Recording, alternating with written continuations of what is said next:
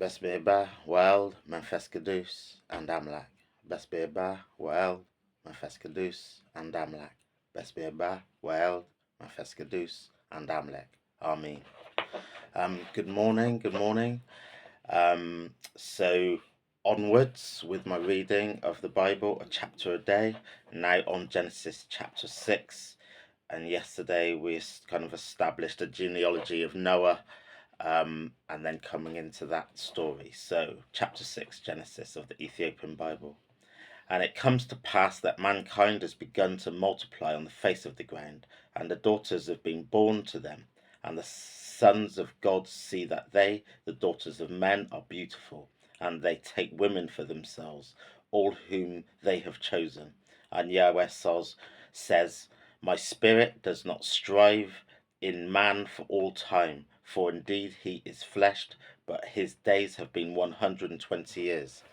The giants were in the earth in those days, and even afterward, when sons of God came into the daughters of men, and they have been born to them, those who were the mighty from of old, and the men of renown. And Yahweh sees that the wickedness of man is abundant in the earth, and every imagination of the thoughts of his hearts is only evil every day. And Yahweh regrets that he has made man in the earth, and he grieves himself to his heart.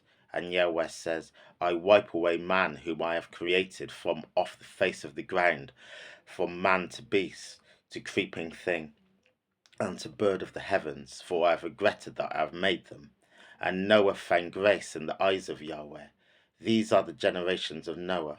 Noah is a righteous man. He has been perfect among his generations. Noah has habitually walked with God, and Noah begets 3 sons, Ham, Shem, and Japheth. I'm going to say that actually different. I'm so used to saying Ham, Shem, and Japheth, but actually, as it's written, is Shem, Ham, and Japheth. So Noah begets 3 sons, Shem, Ham, and Japheth. And the earth is corrupt before God, and the earth is filled with violence. And God sees the earth, and behold, it has been corrupted, for all the flesh has corrupted its way on the earth. And God says to Noah, An end of all flesh has come before me, and for earth has been full of violence from their presence. And behold, I am destroying them with the earth. Make an ark of gopher wood for yourself, to make rooms within the ark, and you have covered it from inside and outside with pitch.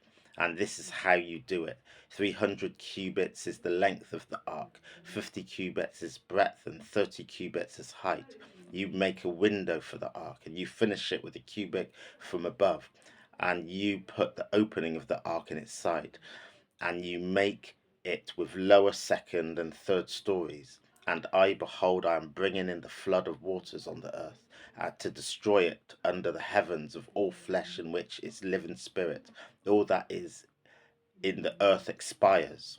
And I have established my covenant with you, and you have come into the ark, you and your sons and your wife and your sons' wives with you, and all that lives of all flesh, you bring 2 of every kind into the ark to keep alive with you. And you are male and female, they are male and female, from the bird after its kind, and from the livestock after its kind, and from every creeping thing on the ground after its kind. 2 of every kind they come to you to keep alive.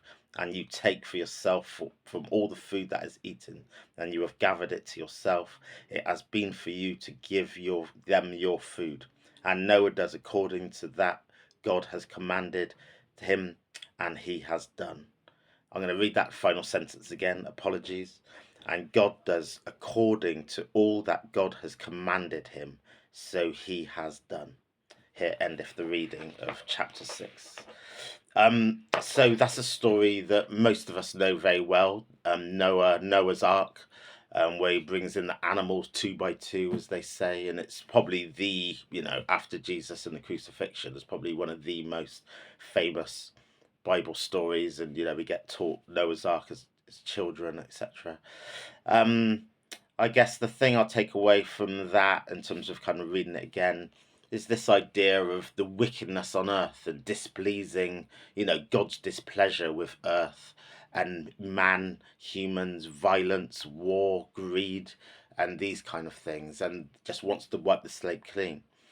And I think there's been so many instances where we can think in history of people calling the days these are the last days. That, a lot of times the state of the world could look like it's the last days, and there's been lots of times when cult leaders, Jim Jones and all these other different cult leaders, have said to their people, these are the last days, look at the signs, and they reel off different signs. They obviously go to the book of Revelation, because when we just look at what's going on today, I'm not even going to call out the examples, it could look like the end of times.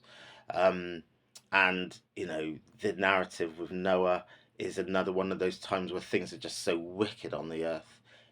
It's, and obviously this was the end of times in terms of that literal interpretation of God wiping out the earth with a flood and only saving the chosen few, kind of thing. So I don't know necessarily where I go with that, in the sense that the world can just always look quite despairing, and it can send us into a state of, yeah, depression, upset when we see the state of the world. But I think with Noah's story as well, it's about holding on to hope and knowing, actually, if we're steadfast, we keep just following, the teachings and God's commandments, and the mission of God's kingdom on earth. Then, do you know what I mean? Then there's another day that we live, and we give thanks to each day and each breath.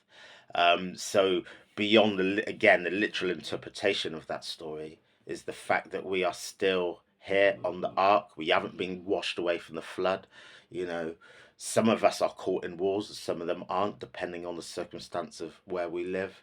But if we, each new day is a new day on the ark, God's ark, and there's a new day of hope. So every time we wake up in the morning is about giving thanks that we haven't been abandoned from the ark, and we're still sailing.